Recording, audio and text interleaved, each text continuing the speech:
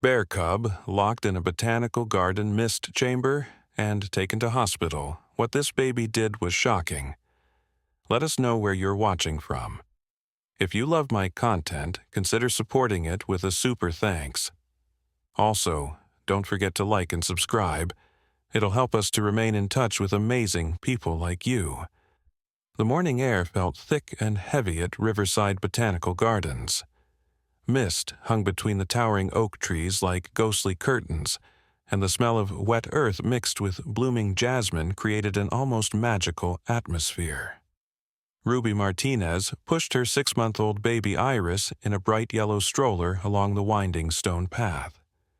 The wheels made soft clicking sounds against the uneven stones, and Iris giggled every time they hit a small bump. "Look at all these pretty flowers, baby girl," Ruby whispered, pointing toward clusters of purple orchids hanging from wooden trellises.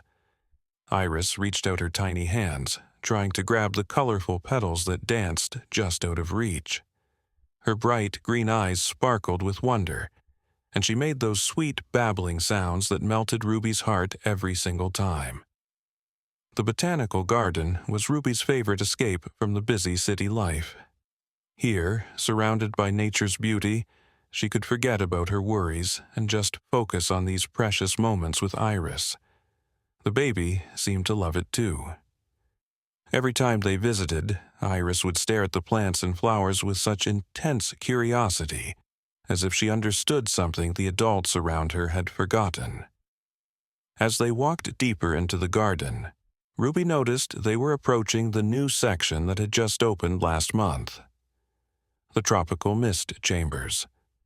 She had read about them in the local newspaper, special glass rooms designed to recreate rainforest conditions for rare plants that needed constant humidity and warmth.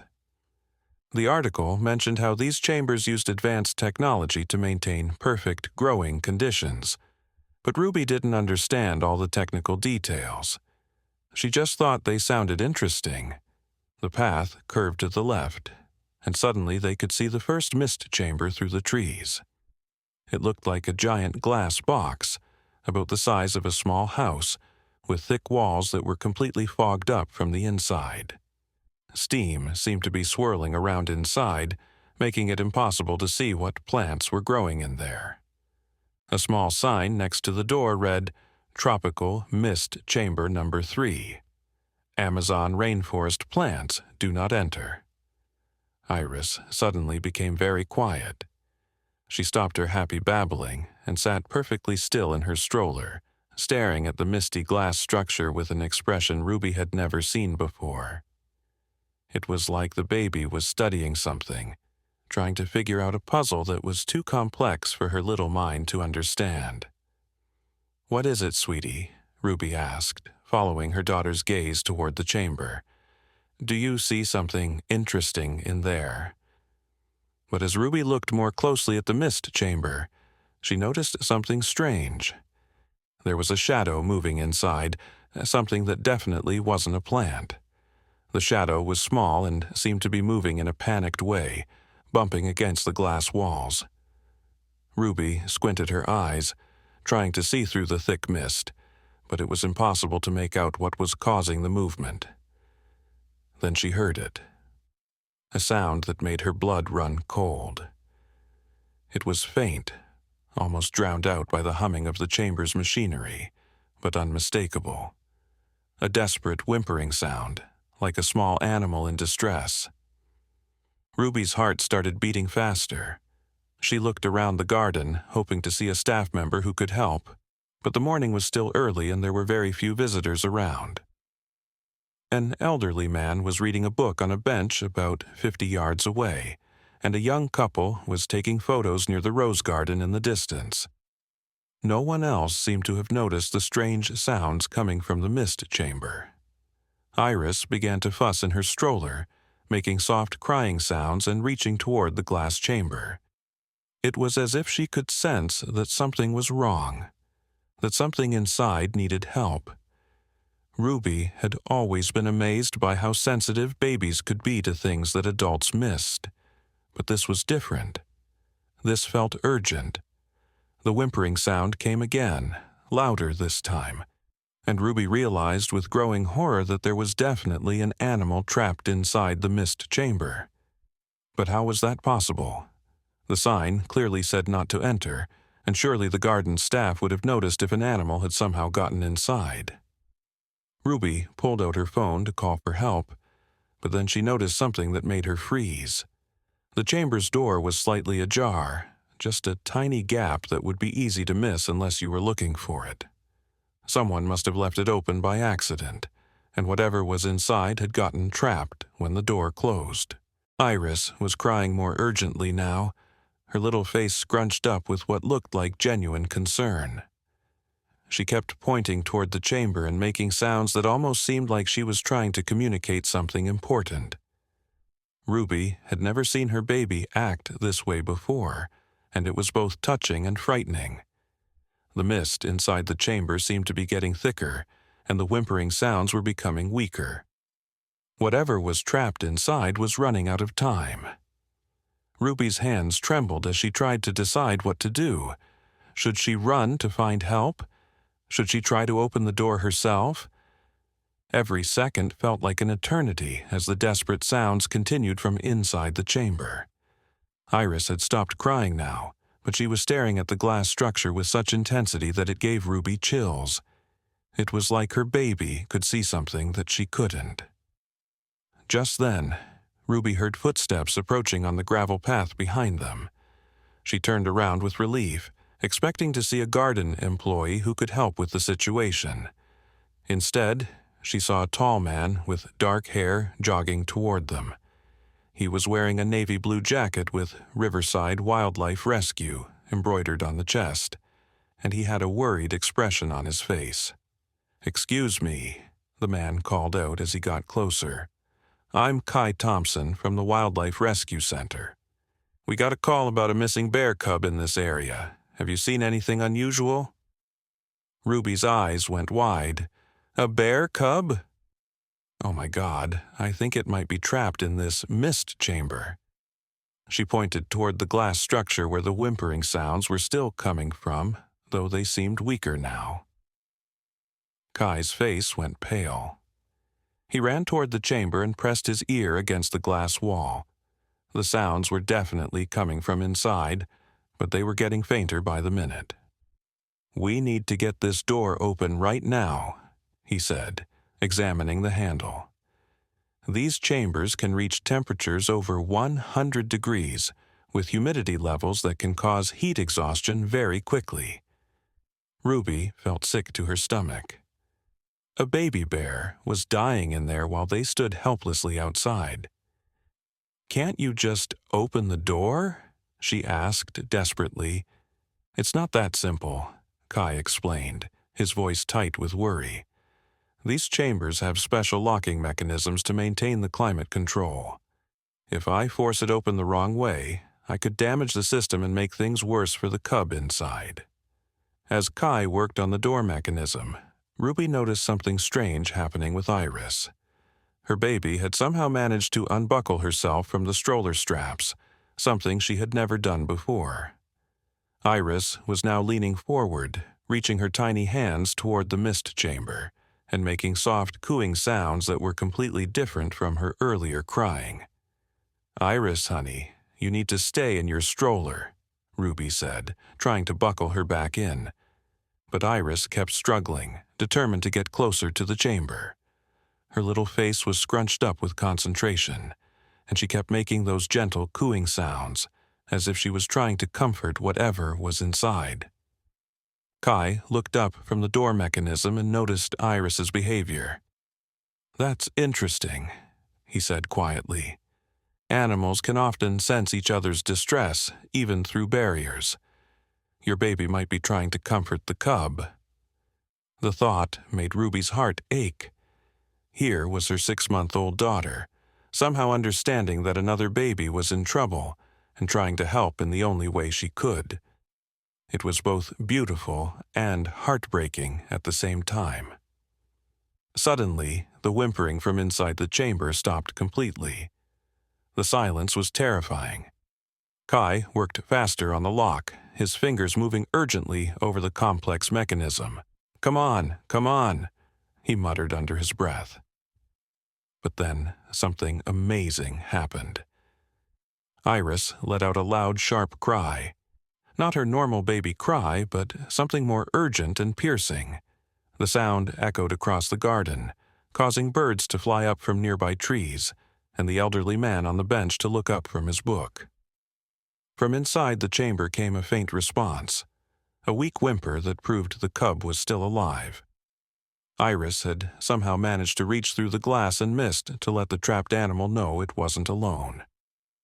"She's communicating with it," Kai said in amazement, pausing in his work on the lock. "I've seen adult animals do this, but never a human baby." Ruby watched in wonder as Iris continued making soft sounds toward the chamber, and each time there would be a faint response from inside. It was like they were having a conversation across the barrier, two babies trying to comfort each other in a language that adults couldn't understand. Just then, Ruby heard more footsteps approaching. This time it was a woman in a khaki uniform with Botanical-Garden's staff written on her name tag. She looked frantic and out of breath. "Oh, thank goodness you're here," the woman said to Kai. "I'm Sandra Williams, the head groundskeeper. We've been looking everywhere for that cub. Its mother was spotted near the parking area about an hour ago, and we've been trying to locate her baby ever since." "The mother is here?" Ruby asked, suddenly feeling a new wave of fear. She pulled Iris's stroller back a few steps, imaging an angry mother bear charging through the garden. "She's being monitored by our security team," Sandra explained quickly. "But she's getting more agitated by the minute. Mother bears can sense when their cubs are in distress, and if we don't reunite them soon—" She didn't finish the sentence, but everyone understood the implications.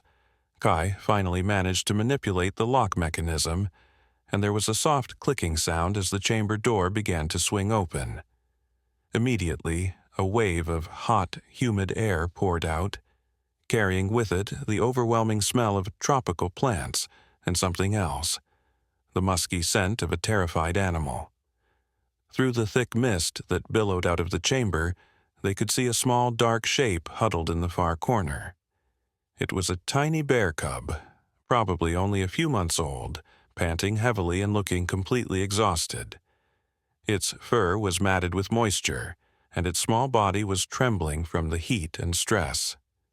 But as soon as the door opened and fresh air began to flow into the chamber, something extraordinary happened. The cub lifted its head and looked directly at Iris, who was still making soft cooing sounds from her stroller. For a moment, the two babies just stared at each other across the space between them. Then the cub did something that made everyone hold their breath. Despite being weak and exhausted, it slowly pushed itself up on its tiny legs and took a few wobbly steps toward Iris. Not toward the adults who could help it, but toward the baby who had been calling to it through the glass. "I've never seen anything like this," Sandra whispered, pulling out her phone to record what was happening. The cub made it about halfway across the chamber before its legs gave out and it collapsed on the wet floor. But it kept its eyes fixed on Iris and made a soft whimpering sound that was clearly meant for her. Iris responded immediately, making excited babbling sounds and reaching her hands toward the cub. Ruby had to hold on to the stroller to keep her daughter from trying to climb out and go to the bear. "We need to get that cub to a veterinarian immediately," Kai said, moving carefully into the chamber. "It's suffering from severe heat exhaustion and dehydration." But as Kai approached the cub, it did something unexpected. Instead of being afraid of the human, the little bear looked back at Iris one more time, then allowed Kai to gently pick it up without any struggle. It was as if Iris's presence had given the cub the strength and trust it needed to accept help. As Kai carried the limp cub out of the chamber, Ruby noticed tears in her own eyes. The bond between her daughter and this wild animal was something she would never forget. But what happened next would shock her even more. The cub, barely conscious in Kai's arms, managed to lift its tiny paw and make a weak gesture toward Iris. Ruby could swear it looked like the cub was trying to wave goodbye. "We need to move fast," Kai said, cradling the cub against his chest. "My vehicle is parked near the main entrance. Can you help me get there quickly?" But before anyone could respond, a deep, rumbling growl echoed through the garden. Everyone froze. The sound came from somewhere behind the thick cluster of pine trees about 30 yards away. Sandra's radio crackled to life with urgent voices. "Sandra, this is Mike from security. The mother bear has broken through the perimeter fence. She's heading directly toward the mist chambers. You need to evacuate that area immediately." Ruby's blood turned to ice. She looked down at Iris, who had suddenly gone completely quiet. The baby's green eyes were wide, staring in the direction where the growling sound had come from. For the first time since this whole ordeal began, Iris looked genuinely scared. "How long do we have?" Sandra asked into her radio, her voice shaking. "Maybe 2 minutes, tops. She's moving fast and she looks extremely agitated. Get everyone out of there now." Kai looked at the unconscious cub in his arms, then at Ruby and Iris. "I can't run with the cub in this condition. The movement could make its heat exhaustion worse, but I can't leave it here either." Ruby made a decision that surprised even herself. "Take my stroller," she said, quickly lifting Iris out of the bright yellow stroller. "You can put the cub in there and wheel it to your vehicle. It'll be gentler than carrying it." "Are you crazy?" Sandra protested. "What about your baby? I can carry Iris. She's not that heavy." Ruby held her daughter close to her chest, but as soon as she lifted Iris out of the stroller, something strange happened. The baby started crying loudly and reaching back toward where the bear cub was lying in Kai's arms. "She doesn't want to leave the cub," Ruby realized with amazement. "She's trying to stay close to it." Another growl, much closer this time, made the decision for them. Kai gently placed the bear cub in Iris's stroller, using the baby blanket to make it more comfortable. The cub was so small that it fit perfectly in the space where Iris usually sat. As they started moving quickly toward the main path, Ruby noticed something that made her heart skip a beat. Iris had stopped crying as soon as the cub was placed in her stroller. Instead, she was leaning down from Ruby's arms, gently patting the air above the cub as if she was trying to comfort it without actually touching it. The baby seemed to understand instinctively that the bear was hurt and needed to be treated carefully. "This is incredible," Sandra said, jogging alongside them while speaking into her radio. "I've worked with animals for 15 years, and I've never seen a connection like this between a human baby and a wild animal." They were about halfway to the parking area when they heard crashing sounds behind them. Trees' branches were snapping and leaves were rustling violently. The mother bear was getting closer, and from the sounds she was making, she was definitely following the scent trail of her cub. "She can smell her baby," Kai explained, pushing the stroller as fast as he could while trying to keep the ride smooth for the unconscious cub. "Mother bears have an incredible sense of smell. She probably picked up the scent from the moment we opened the chamber door." Ruby felt tears streaming down her face as she carried Iris. The situation was becoming more dangerous by the minute, but all she could think about was how her innocent baby daughter had somehow managed to save the life of a wild animal through pure compassion and instinct. Suddenly, Iris did something that shocked everyone. She started making loud calling sounds, not crying, but deliberate rhythmic calls that sounded almost like she was trying to communicate with something in the distance. The sounds were unlike anything Ruby had ever heard her make before. "What is she doing?" Sandra asked, looking back nervously as the crashing sounds behind them grew louder. Before anyone could answer, they heard something that made them all stop in their tracks. from behind them, mixed in with the sounds of the approaching mother bear, came a different sound.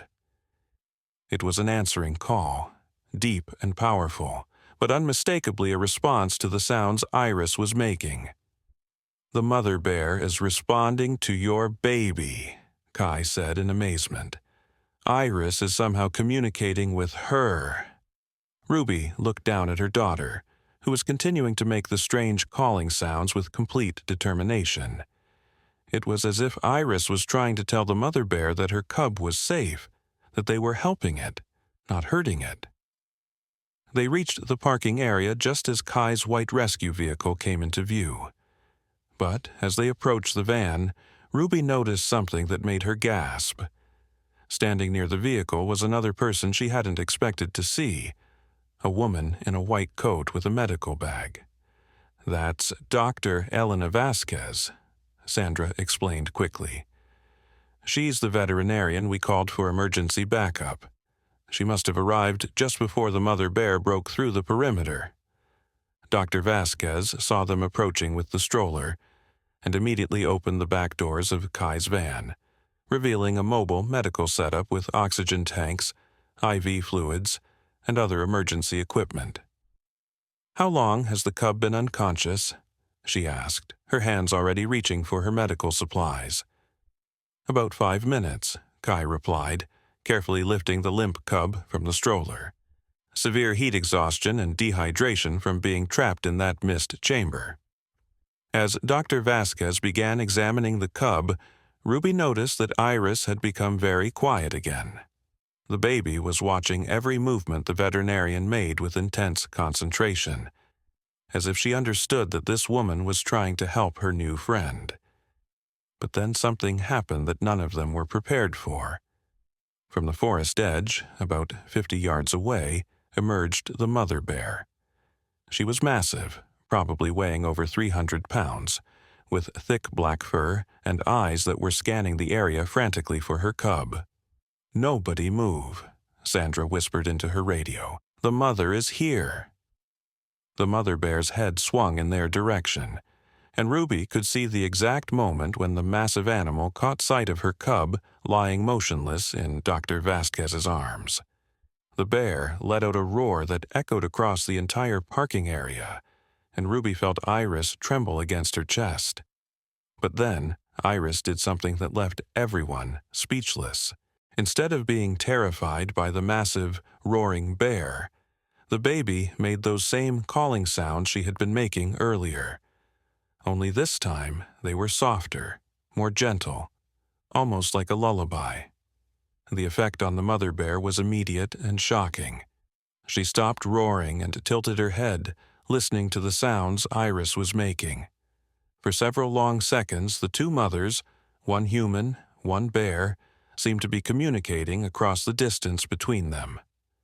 Dr. Vasquez continued working on the cub, attaching a small oxygen mask and starting an IV line for fluids. "The cub is responding," she said quietly. "Its breathing is getting stronger." As if she heard those words, the mother bear took a few careful steps closer.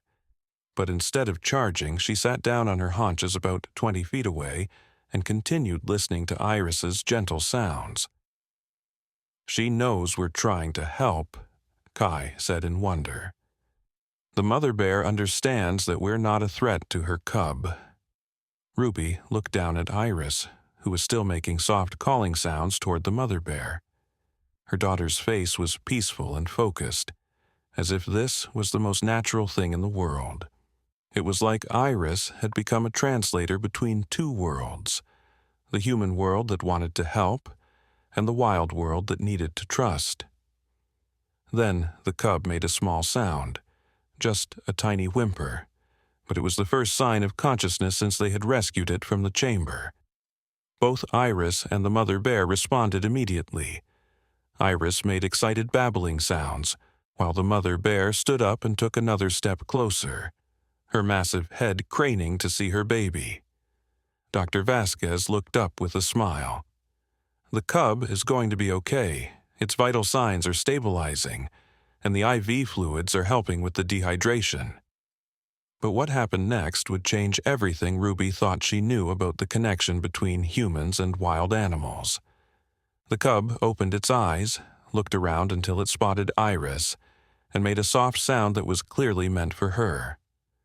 Then it looked toward its mother and made a different sound, one that seemed to be introducing the human baby who had saved its life. The mother bear's response was something that would be talked about for years to come. Instead of charging toward them in a protective rage, the massive bear slowly lowered herself to the ground, lying down in a position that clearly showed she was not a threat. Then she did something that made everyone's jaw drop. She began making gentle huffing sounds back to Iris, almost like she was having a conversation with the human baby. "I can't believe what I'm seeing," Dr. Vasquez whispered, never pausing in her treatment of the cub. "In 20 years of veterinary work, I've never witnessed anything like this." Ruby felt goosebumps covering her arms as she watched her daughter continue to communicate with the wild mother bear. Iris seemed completely unafraid, making soft cooing sounds and even trying to wave her tiny hand toward the massive animal. It was as if they shared some ancient language that humans had forgotten, but babies still remembered. Kai was filming everything on his phone, his hands shaking slightly with excitement and disbelief. "This needs to be documented," he said quietly. "The scientific community will never believe this without video proof." Sandra's radio crackled again.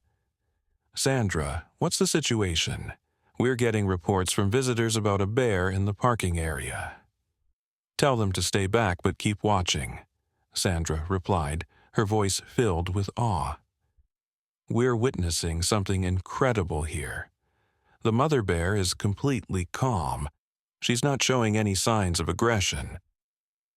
As Dr. Vasquez continued treating the cub, Ruby noticed something that made her heart race with worry. More people were starting to appear at the edges of the parking area. Word was spreading quickly through the garden about the bear sighting, and curious visitors were gathering to see what was happening. "We need to control this crowd," Ruby said to Sandra. "If too many people show up, it might scare the mother bear and change everything." But before Sandra could respond to the growing crowd situation, something unexpected happened. The cub, now breathing more steadily thanks to the oxygen and IV fluids, managed to lift its head and look directly at its mother. The little bear made a weak but determined sound toward the massive female bear lying 20 feet away. The mother bear's response was immediate and heartbreaking. She let out a low, gentle rumbling sound that was clearly meant to comfort her baby. But she stayed exactly where she was, as if she understood that the humans were helping and didn't want to interfere with the medical treatment. "She's telling her cub that she's here and everything will be okay," Kai interpreted, still filming. Mother bears have complex vocalizations for communicating with their cubs. Iris suddenly became very animated, making excited babbling sounds and reaching toward both bears, the cub in Dr. Vasquez's arms and the mother lying nearby. It was like she was trying to facilitate the reunion between mother and baby, understanding on some instinctual level that they needed to be together. "The cub's temperature is coming down," Dr. Vasquez announced with relief, "and its hydration levels are improving rapidly. I think we can remove the oxygen mask in a few minutes." But just as things seemed to be stabilizing, Ruby heard footsteps approaching from behind. She turned to see a man in a dark uniform with "Animal Control" written across his back. He was carrying what looked like a tranquilizer gun, and his expression was all business. "Ma'am, I need you to step away from the bear immediately," the officer said to Ruby. "We have protocols for dealing with dangerous wildlife in public areas." "No, wait," Sandra protested. "Officer Martinez, you don't understand the situation.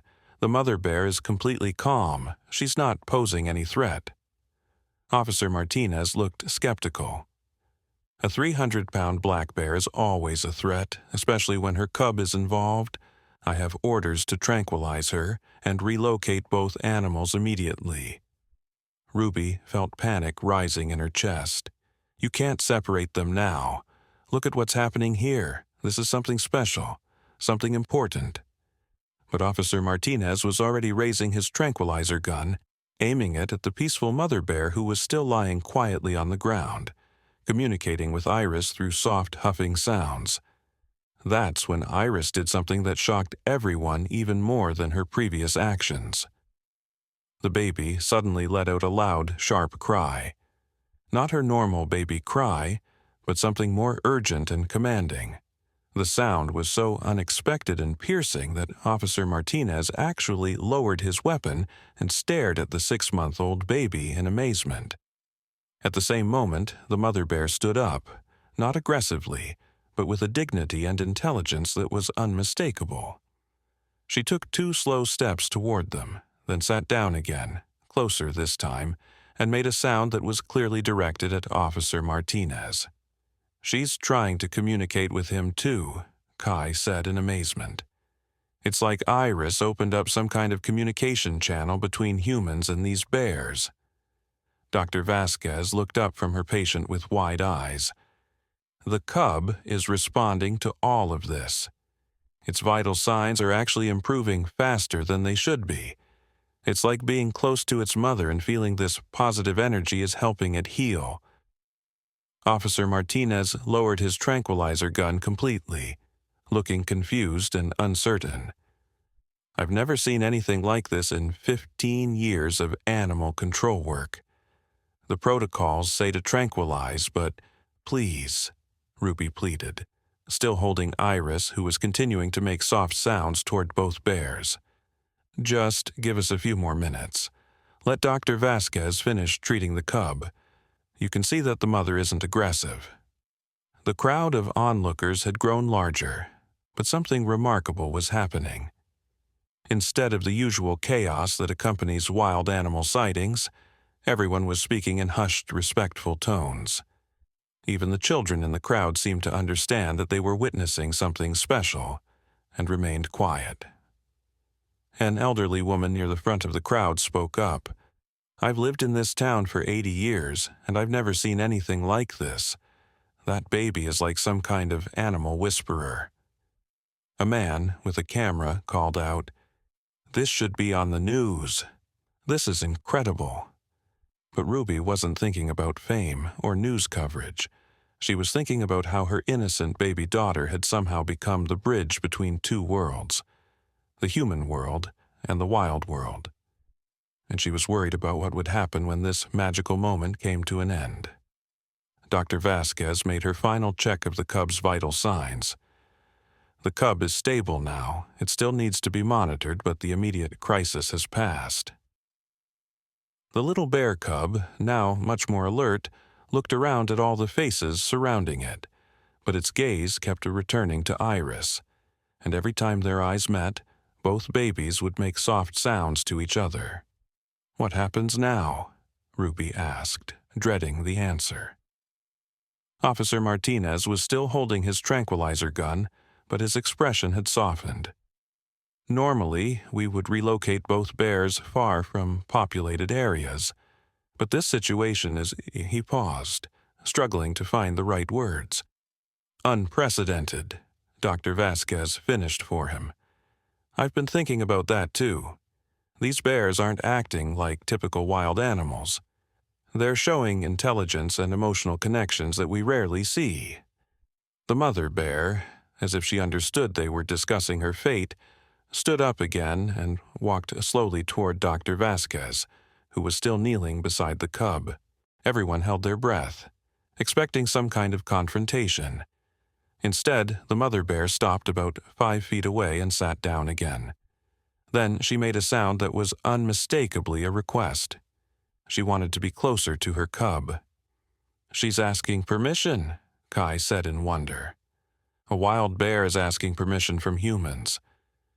Dr. Vasquez looked at Officer Martinez, then at the peaceful mother bear, then at Iris, who was still making encouraging sounds toward both animals. "I think it's safe," she said finally, "but everyone else needs to stay back." Officer Martinez nodded reluctantly and stepped back, but kept his tranquilizer gun ready just in case. Dr. Vasquez slowly moved aside, allowing the mother bear to approach her cub. What happened next brought tears to Ruby's eyes and would be remembered by everyone present for the rest of their lives. The mother bear gently nuzzled her cub, making soft rumbling sounds of comfort and relief. The cub responded with weak but happy sounds, clearly overjoyed to be reunited with its mother. But then both bears turned to look at Iris, and the cub made a sound that seemed to be telling its mother about the human baby who had saved its life. The mother bear looked directly at Iris, then at Ruby, and made a sound that could only be interpreted as gratitude. Then she did something that no one could have predicted. She bowed her massive head toward Ruby and Iris in what appeared to be a gesture of thanks. The crowd behind them gasped collectively. Several people were crying openly, and cameras were flashing as people tried to capture this unprecedented moment of connection between species. But the biggest surprise was yet to come. As the mother bear lifted her head from her bow of gratitude, she made eye contact with Officer Martinez and actually approached him slowly, stopping just a few feet away. She sat down and made a gentle huffing sound, as if she was trying to communicate something important to the man who had the power to decide her fate. Officer Martinez stared at the massive bear in complete shock. She's trying to talk to me," he said in disbelief. The mother bear made another gentle huffing sound, then did something that made everyone's breath catch in their throats. She slowly reached out her massive paw, not in a threatening way, but almost like she was trying to shake hands with the officer. The gesture was so human-like, so deliberate, that it couldn't possibly be coincidental. Officer Martinez looked at the extended paw, then at the peaceful expression on the bear's face, then at little Iris, who was babbling encouragingly from Ruby's arms. Very slowly, with his hand trembling slightly, he reached out and briefly touched the bear's paw with his fingertips. The moment their skin made contact, something extraordinary happened. The mother bear made a soft rumbling sound that seemed to vibrate through the air, and Officer Martinez's eyes filled with tears. "I can feel it," he whispered. "I can actually feel what she's trying to tell me." Dr. Vasquez looked up from where she was monitoring the cub's recovery. "What is she saying?" Officer Martinez wiped his eyes, looking embarrassed but amazed. "She's not saying words, but I can sense her emotions. She's grateful. She's promising that they won't hurt anyone. She's asking for a chance to prove that they can coexist peacefully." Ruby felt chills running down her spine. Her baby daughter had somehow opened a door between species that no one had ever imagined could exist. "Iris, what have you done?" she whispered, looking down at her daughter, who was clapping her tiny hands together with delight. But the most shocking development was still to come. From the edge of the crowd, a small voice called out, "Mama, look! The baby bear is trying to stand up." Everyone turned to see that the cub, strengthened by the IV fluids and oxygen treatment, was indeed trying to get to its feet. Dr. Vasquez helped steady the little animal as it wobbled on unsteady legs, clearly determined to move closer to where Iris was being held. "This is medically impossible," Dr. Vasquez said, shaking her head in amazement. "The cub should be weak and disoriented for at least another hour, but it's showing remarkable recovery speed." The cub took a few shaky steps toward Ruby and Iris, making soft chirping sounds that were clearly meant for the human baby. Iris responded with excited babbling, reaching her arms toward the little bear. Ruby looked at Dr. Vasquez with concern. "Is it safe for them to be this close?" Before Dr. Vasquez could answer, the mother bear stood up and positioned herself between her cub and the humans, not as a barrier, but as a supervisor. She made a gentle rumbling sound to her cub, then looked at Ruby and made a different sound that seemed to be asking permission for her baby to approach Iris. "She's asking if it's okay," Kai interpreted.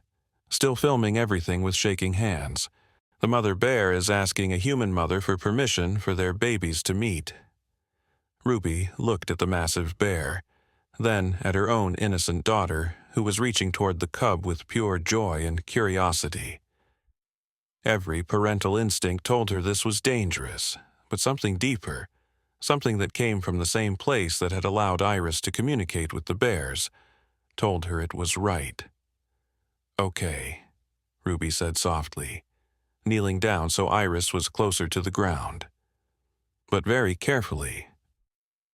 What happened next would be replayed on news stations around the world and studied by animal behaviorists for decades to come.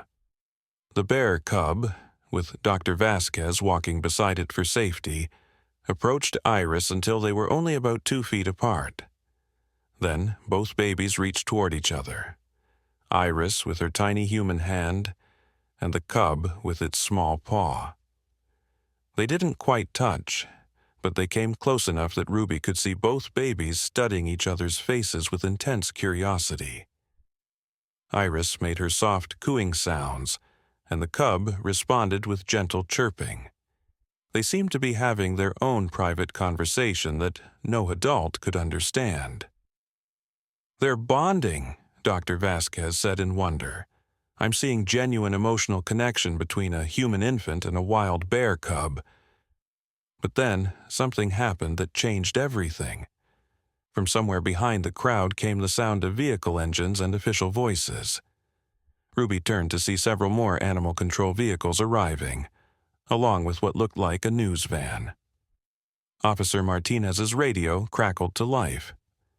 "Martinez, what's your status?" "We're getting reports of a dangerous situation with civilian involvement." Officer Martinez looked at the peaceful scene in front of him.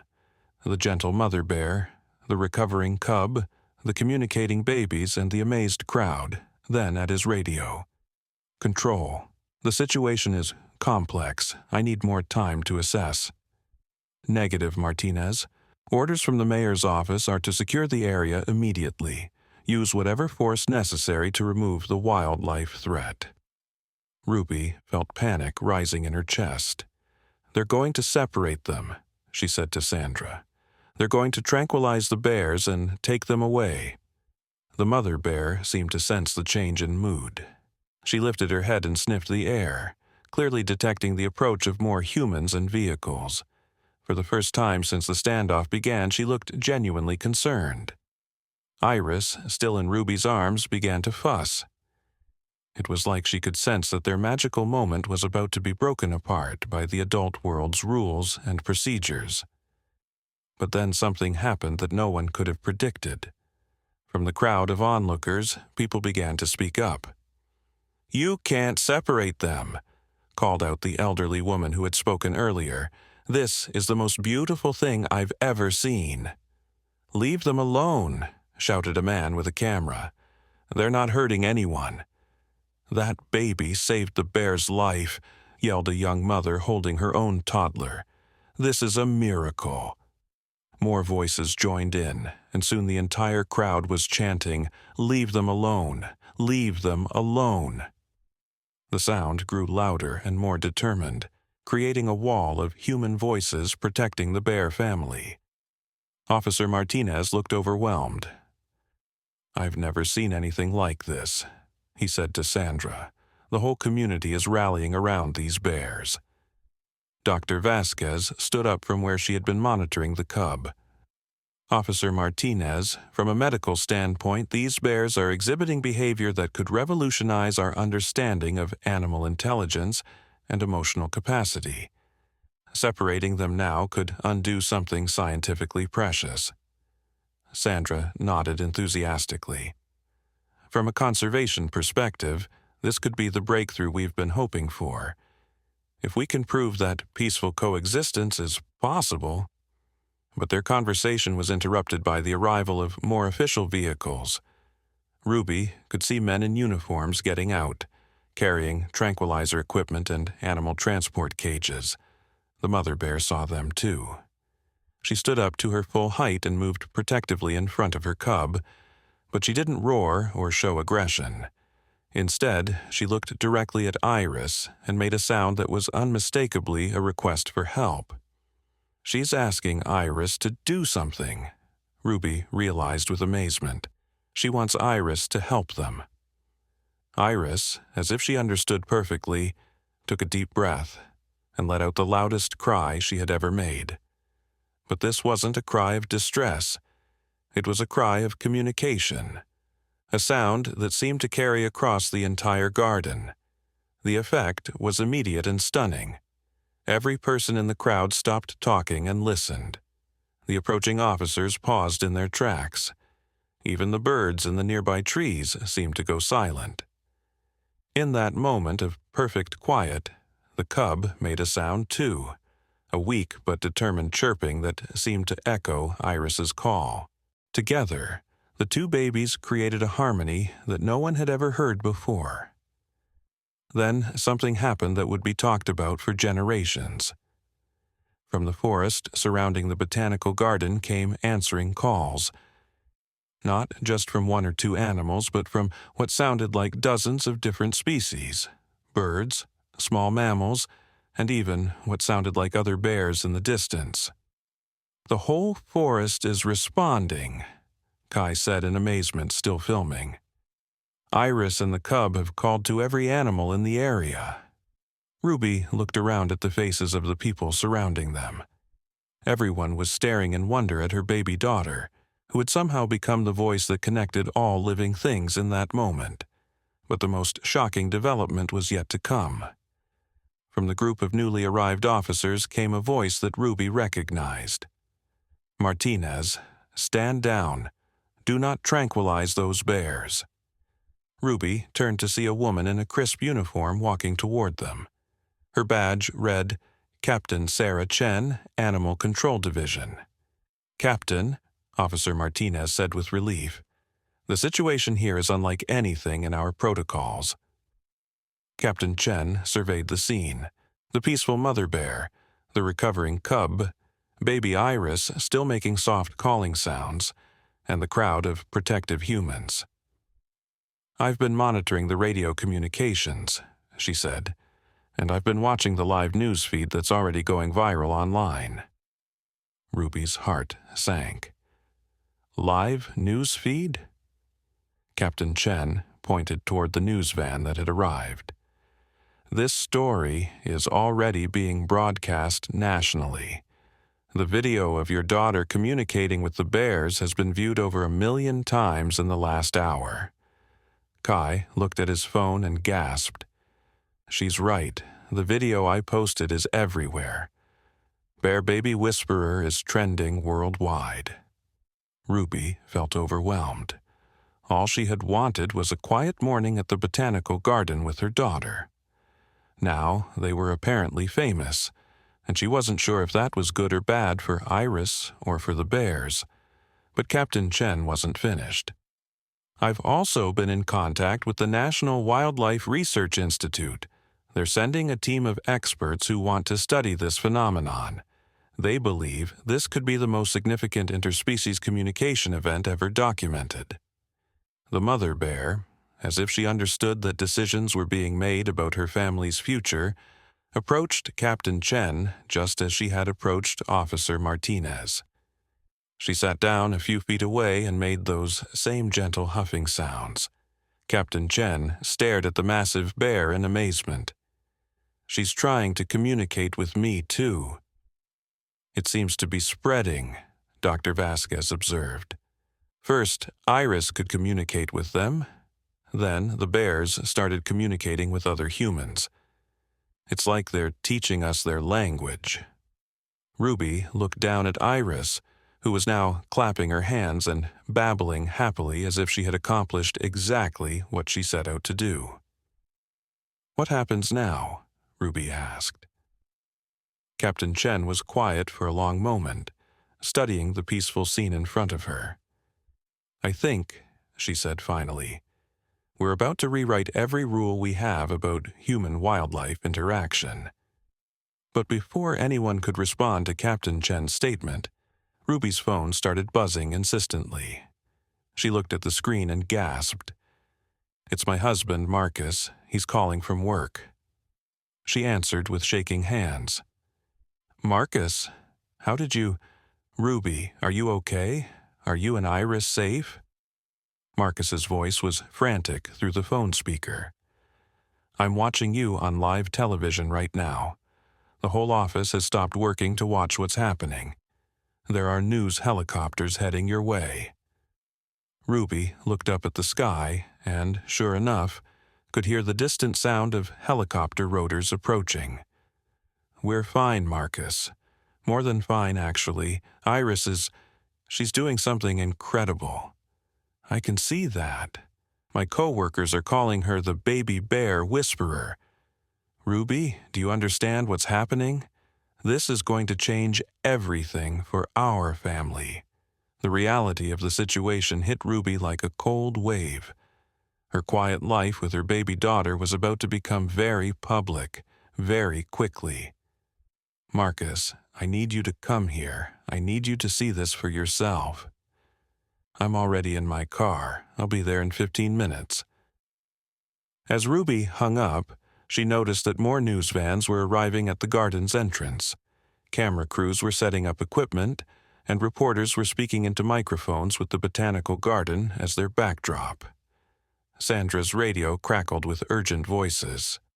"Sandra, we have news crews requesting access to the site. How do you want to handle media relations?" "Tell them they can observe from a distance, but no one gets close to the bears or the family," Sandra replied. "This situation is too delicate for media chaos." But the media attention was having an unexpected effect on the bears. The mother bear kept looking toward the growing commotion at the garden entrance, and Ruby could see that she was becoming anxious about all the new sounds and smells. Iris seemed to sense the mother bear's discomfort. The baby made those same soft calling sounds that had worked before, and immediately the mother bear's attention returned to the human child. The massive animal visibly relaxed, as if Iris's voice was a source of comfort and reassurance. "It's remarkable, Doctor," Vasquez observed. "Your daughter has become an emotional anchor for these wild animals. They trust her completely." Captain Chen was speaking quietly into her radio, coordinating with the arriving research team. "The experts should be here within the hour," she announced, "but I'm getting pressure from higher up to secure the area and remove the bears before this becomes an even bigger media circus." "You can't," Ruby protested. "Look at them. They're not causing any harm. They're communicating. They're peaceful. This is something the world needs to see." Officer Martinez nodded in agreement. "Captain, I've been doing this job for 15 years, and I've never seen anything like this. These bears are exhibiting intelligence and emotional awareness that could change how we understand wildlife." But Captain Chen looked troubled. "I understand that, but I also have to think about public safety. What happens when more bears show up? What happens when this crowd gets bigger and someone gets hurt?" As if to prove her point, more sounds came from the forest. Not the gentle animal calls from before, but the heavier sounds of larger animals moving through the trees. Everyone turned toward the forest edge, wondering what was coming next. From behind a cluster of tall pine trees emerged another bear, this one even larger than the mother. It was clearly a male, probably the father of the cub, and he looked considerably more imposing than the gentle female. The crowd gasped and stepped back instinctively. This bear was not approaching with the same calm demeanor as the mother. He was sniffing the air aggressively and making low growling sounds as he surveyed all the humans surrounding his family. "That's the father," Kai said, his voice tight with new concern. "Male bears can be much more aggressive, especially when they perceive a threat to their cubs." Officer Martinez raised his tranquilizer gun again, but Captain Chen held up her hand. "Wait, let's see what happens." The father bear's eyes scanned the crowd until they found his mate and cub. He saw his cub standing close to the human baby, and his growling became louder and more menacing. This bear clearly didn't share his family's trust of humans. Ruby instinctively stepped back, holding Iris tighter. But Iris did something that shocked everyone. Instead of being frightened by the large, aggressive bear, she made those same calling sounds she had been making all morning. The effect on the father bear was not what anyone expected. Instead of calming him down, Iris's sounds seemed to make him more agitated. He took several steps closer, his massive head swinging back and forth as he tried to understand what was happening. The mother bear immediately moved between her mate and the humans. She made urgent huffing sounds to him, clearly trying to communicate that these humans were helpers, not threats. But the father bear wasn't convinced. "This is bad," Dr. Vasquez said quietly, backing away slowly. "Male bears don't have the same maternal instincts. He sees his cub near humans and he's going into protection mode." The cub, still weak but determined, made a chirping sound toward its father. The little bear was trying to tell its father about Iris, about how the human baby had saved its life. But the father bear just growled louder. That's when something extraordinary happened. From the crowd of human onlookers, a small child's voice called out, "Mr. Bear, the baby helped your baby. She's nice." Ruby turned to see a little girl, maybe 4 years old, stepping forward from her parents. The child was holding a stuffed teddy bear and looking directly at the angry father bear with complete innocence. "Emma, get back here," her mother called frantically. But little Emma ignored her mother and continued talking to the father bear. "My teddy bear is sad sometimes too, but hugs make him feel better." The baby gave your baby hugs with her voice. The father bear stopped growling. He tilted his massive head and stared at the small human child who was speaking to him so fearlessly. Emma held up her teddy bear. "See? He's not scary. You're not scary either." Ruby watched in amazement as the tension in the father bear's posture began to ease. There was something about the child's innocent sincerity that was reaching him in a way that adult voices couldn't. Iris, seeing another child, became excited and started babbling loudly.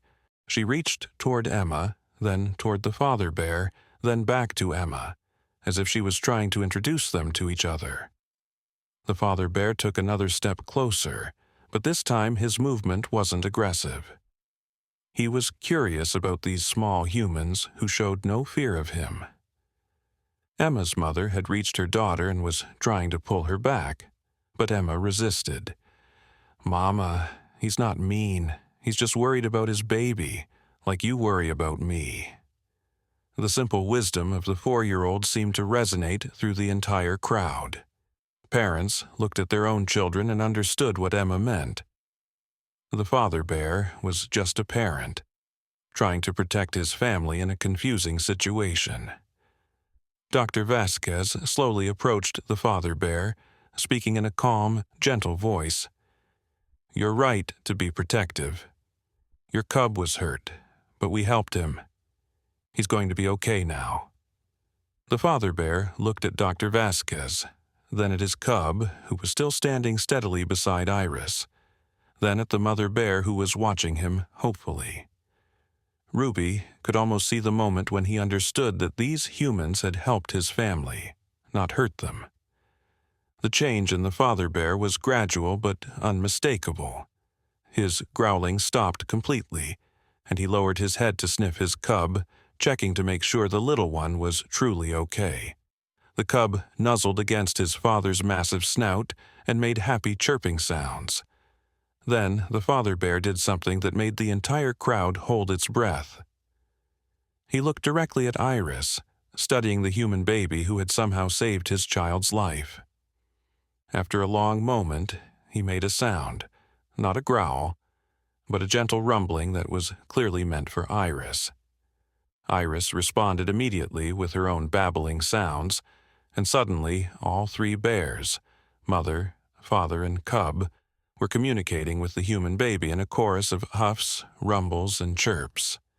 "It's like they're all thanking her," Emma said with the matter-of-fact tone that only children can use for miraculous events.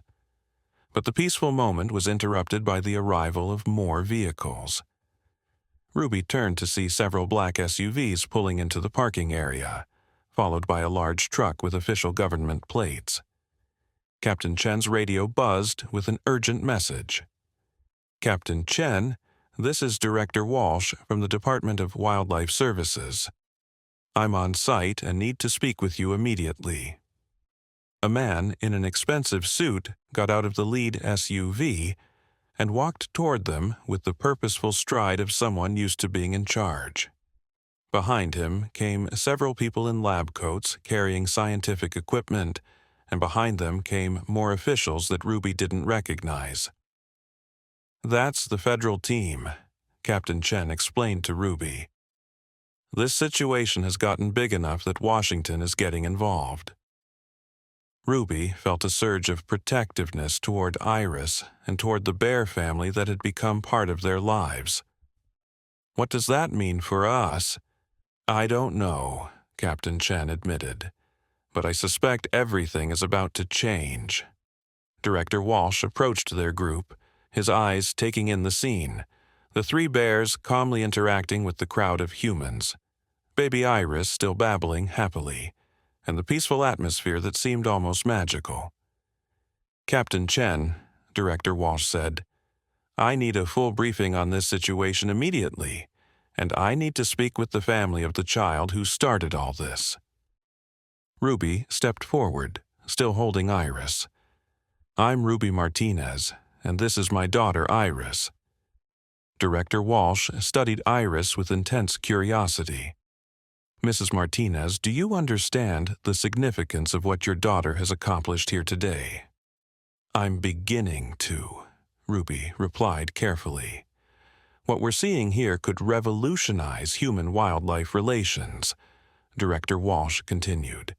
"But it also presents challenges that we've never faced before. These bears can never return to a completely wild state now. They've been fundamentally changed by this interaction." Ruby felt a chill of fear. "What are you saying?" "I'm saying that your daughter may have created a situation that requires a completely new approach to wildlife management. We may be looking at the first documented case of true interspecies communication, and that has implications that reach far beyond this botanical garden." The father bear, as if he sensed that important decisions were being made about his family's future, approached Director Walsh with the same careful dignity he had shown to the others. He sat down a few feet away and made a sound that was clearly an attempt at communication. Director Walsh stared at the massive bear in amazement. "Remarkable. It's trying to communicate with me directly. They do that now," Ruby explained. "Ever since Iris started talking to them, they've been trying to communicate with all of us." Dr. Vasquez stepped forward. "Director Walsh, from a medical and behavioral standpoint, these bears are exhibiting cognitive abilities that we previously thought were impossible. They're showing empathy, gratitude, and complex social reasoning. Which is exactly why this situation is so complicated," Director Walsh replied. "Bears with human-level emotional intelligence can't be managed the same way as ordinary wildlife." Iris, who had been listening to all the adult conversation with the serious expression she always wore when grown-ups were talking, suddenly made a sound that was different from her usual babbling. It was more like a word, though not quite. Everyone stopped talking and looked at the baby. Iris looked directly at Director Walsh and repeated the sound, more clearly this time. It almost sounded like she was trying to say, "Help." The three bears all responded to Iris's sound with their own vocalizations, creating a harmony that seemed to carry a message even the adults could understand. They were asking for help, for understanding, for a chance to prove that coexistence was possible. Director Walsh was quiet for a long moment, studying the faces of the bears, the expression on Iris's face, and the hopeful looks of all the humans gathered around them. "This is unprecedented," he said finally. "We're going to need to create entirely new protocols for this situation." But before he could say more, Ruby's husband Marcus came running across the parking lot, having pushed through the crowd of media and officials. "Ruby! Iris!" he called out breathlessly. Ruby turned toward her husband with relief, but as Marcus approached, something unexpected happened. The three bears all turned to look at the new human, and instead of being wary, they made welcoming sounds as if they recognized him as part of Iris's family. Marcus stopped in his tracks, staring at the bears who were apparently greeting him. "Ruby," he said in amazement, "they know I'm Iris's father."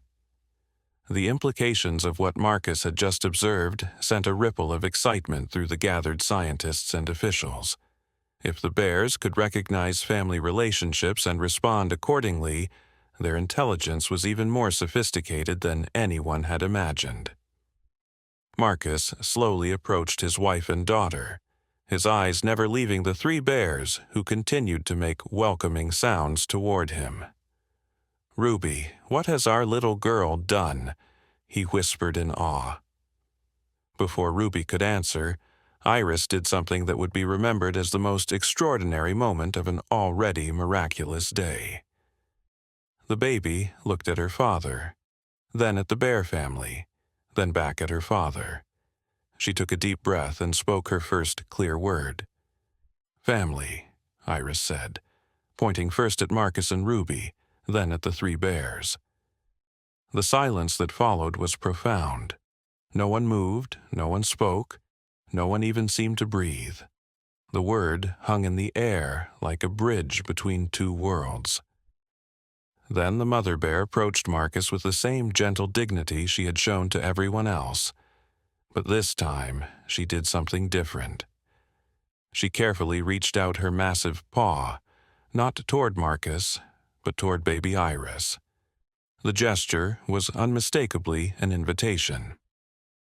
Ruby looked at Marcus, then at Director Walsh, then at the peaceful expression on the mother bear's face.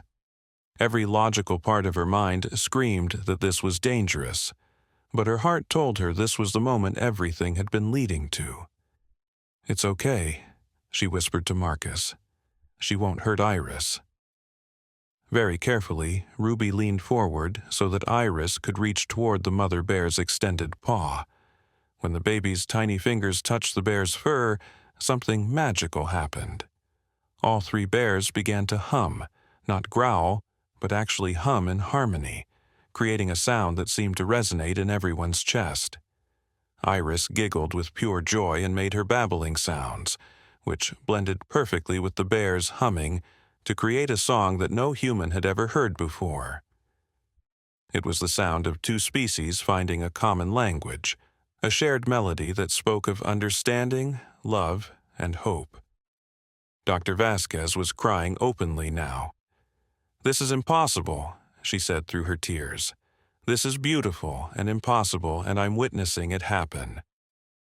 Director Walsh pulled out his phone and made a call. "Sir, this is Walsh. You need to see this immediately. We're not talking about wildlife management anymore. We're talking about a new form of life on Earth." As the bears continued their gentle humming and Iris continued her happy babbling, more animals began to emerge from the forest. Deer stepped cautiously into the clearing, followed by rabbits, squirrels, and dozens of birds. They didn't approach closely, but they formed a circle around the gathered humans and bears, as if they too wanted to be part of this historic moment. "Sir, this is Walsh. You need to see this immediately. We're not talking about wildlife management anymore. We're talking about a new form of life on Earth." As the bears continued their gentle humming, and Iris continued her happy babbling, more animals began to emerge from the forest. Deer stepped cautiously into the clearing, followed by rabbits, squirrels, and dozens of birds. They didn't approach closely, but they formed a circle around the gathered humans and bears, as if they too wanted to be part of this historic moment. Little Emma, still holding her teddy bear, looked around at all the animals and said with perfect 4-year-old logic, "They all came to see the babies be friends."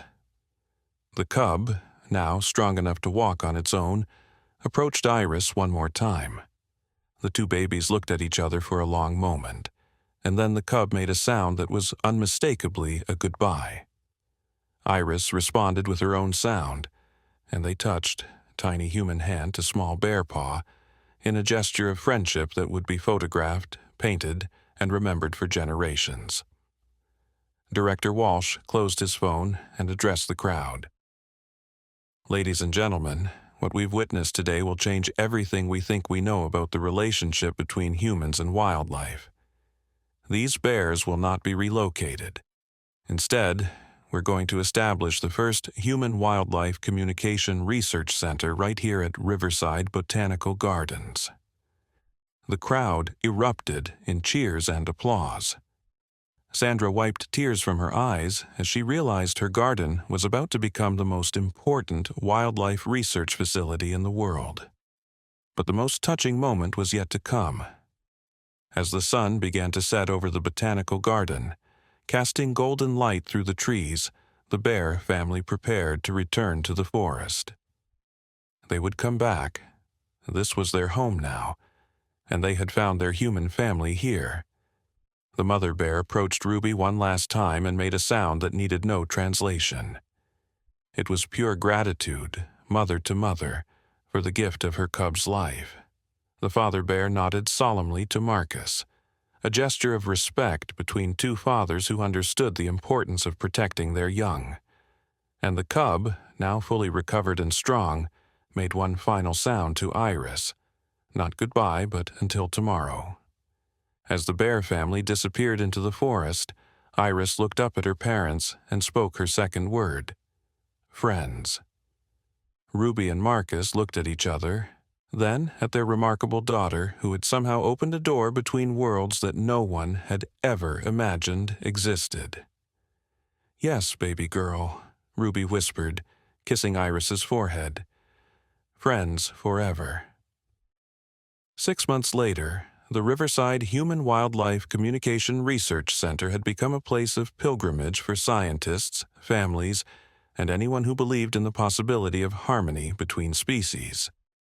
Iris, now walking and talking, would visit her bear friends every day.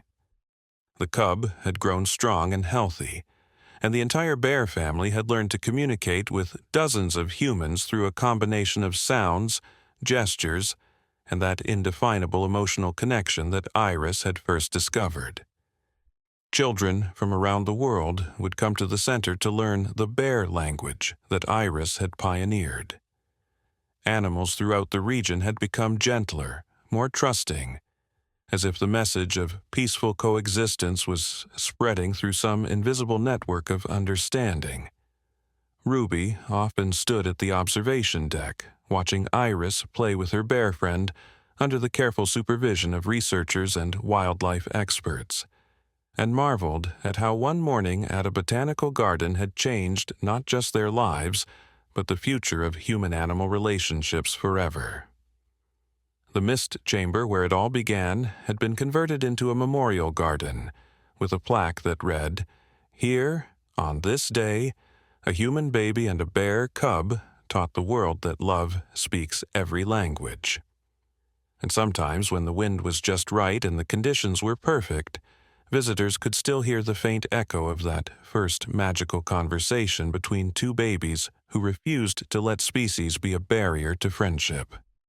In the end, what baby Iris did wasn't just shocking, it was revolutionary. She had proven that the capacity for love, communication, and understanding exists in every living creature, waiting only for someone innocent enough to listen with their heart instead of their mind. The world was never the same again. And that was exactly as it should be.